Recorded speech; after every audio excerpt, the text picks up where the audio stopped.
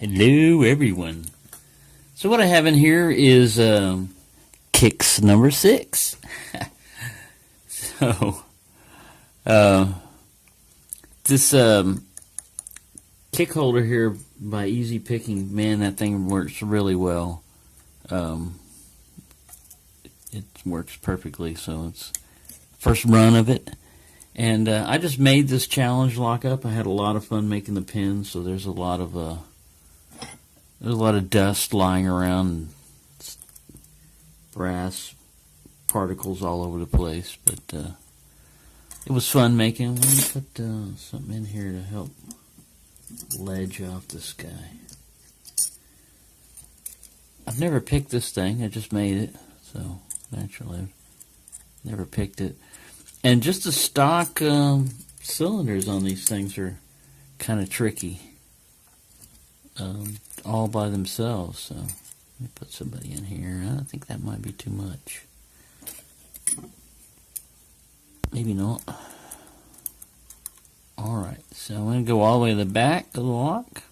I don't know what the binding order is. I'm just going to... Sometimes I start from the front, sometimes I go to the back, but I usually like to go to the back so I know where the back is. I can find the front, but the back...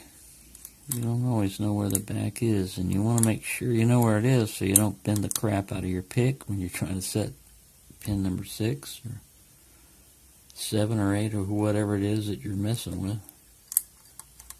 Because if you get back there and there's a little bit of room past that last pin, you can bend the crap out of your picks. I've done that before. Picking warding, basically. A lot of clicks in here.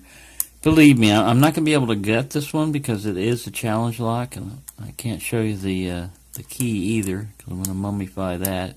Give myself every little chance I can when somebody goes to pick this, because my intent is to make them interesting, and I don't know if I'm going to even be able to get this one open. I want it to have a lot of feedback. I like deep fall sets. I like a lot of crunchiness and clicking. And then occasionally I'll come up with something unusual, you know, as far as like pins and stuff in there, just to see what they'll do.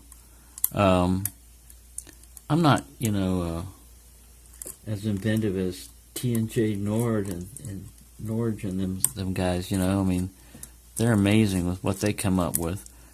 So a lot of the stuff that I see, I'm just trying to try out stuff that I've seen other people use before. Not anything super original, you know, but the main intent is just like right now, all these other locks in the background I've picked, you know, and I want something new. And if you know how to make pins and stuff, ooh, that was a good click there. If you know how to make pins, you can just make your own locks, you know, as long as you got a kick cylinder, which I got plenty of those. You just get out a Dremel and a file or a hacksaw blade or whatever you use and go to town, which is what I did a little while ago.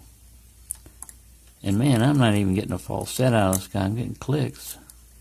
I'm trying to practice kind of like that gym looking type thing out of the Praxis 15 thousandths.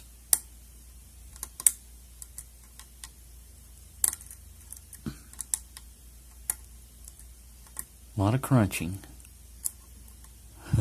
Like I said, once somebody gets this, you'll see why. Somebody just fell back down. I was releasing tension a little bit.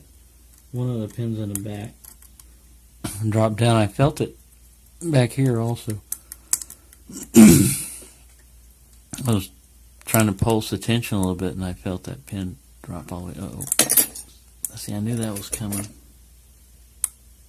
Oh, I just lost one. I heard it go click.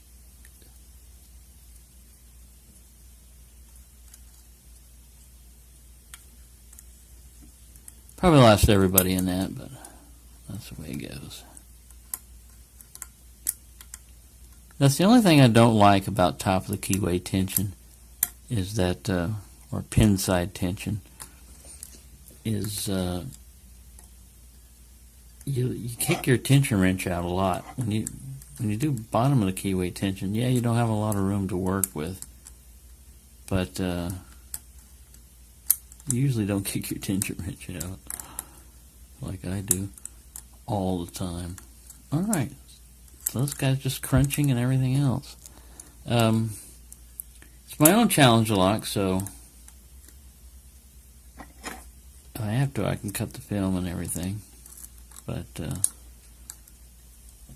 I was hoping it would give me something more than just crunching. I want to get some falsets and stuff out of here. Get some action. We want some action out of this. A slight counter in the middle there. Man, you hear all that? Crunch, crunch, click. And that's not warning either. All right. So, anyways, I'm having fun. I'm just going to make up challenge locks. This is number 6. There is no number 5. Number 5 is really the one that's going to Foxy. It's 4.1. So, and some of them, I try to come up with names for them, but at least I'm going to have numbers. I can't always have names. To me, the name, sometimes the lock will give you, it'll give you a name.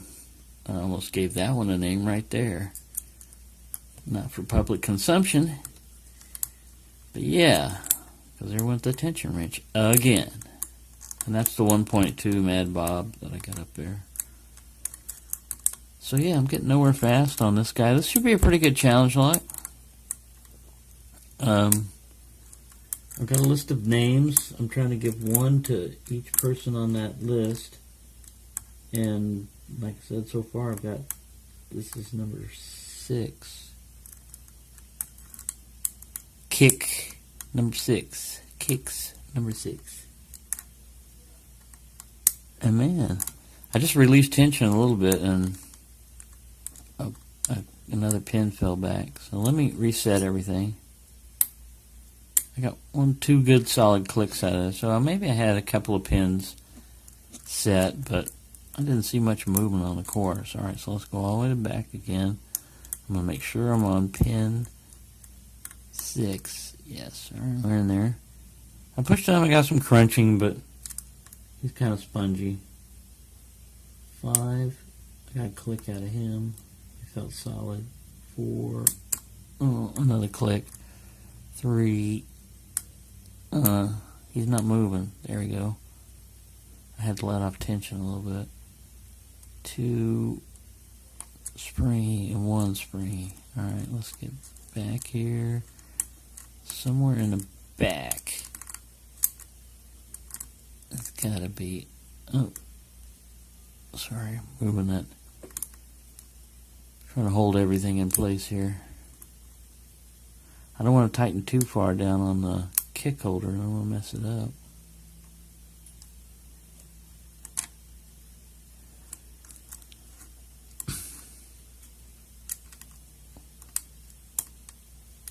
Crunch, crunch, crunch, and I'm at 8 minutes and 41 seconds. I'll go ahead and put it up anyway. I mean, even if I don't get it open. Just to let people know what I'm doing and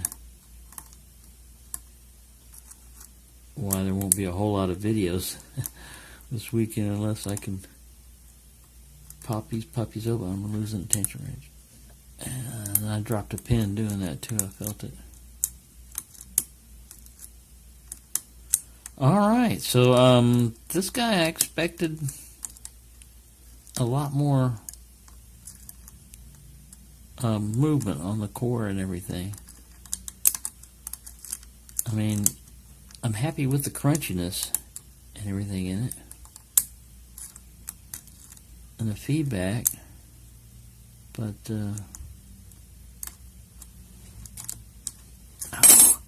hand cramp. 9 minutes and 43 seconds.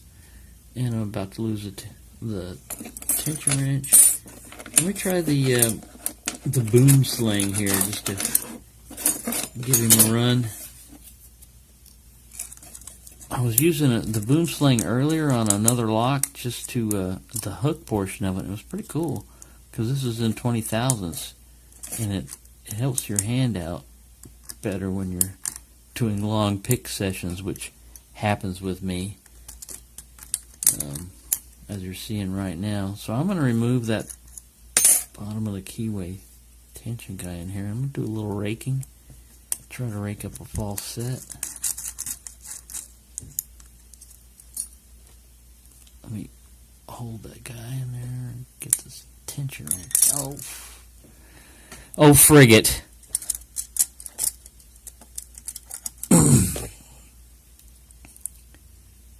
All right, get your butt back up in there, and let's do some raking.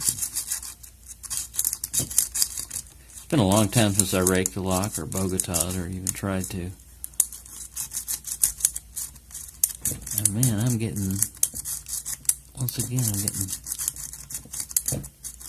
I'm hearing clicks, but I'm getting nothing.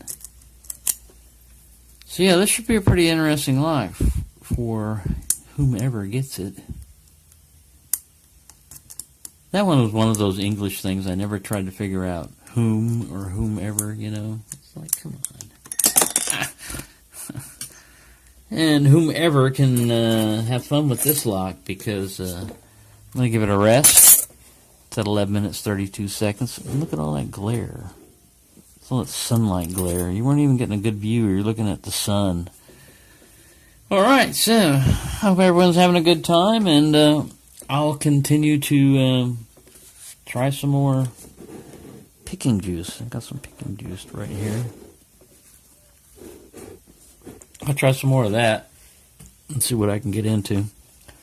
So, sorry this wasn't an opening even. It wasn't even a movement on the core.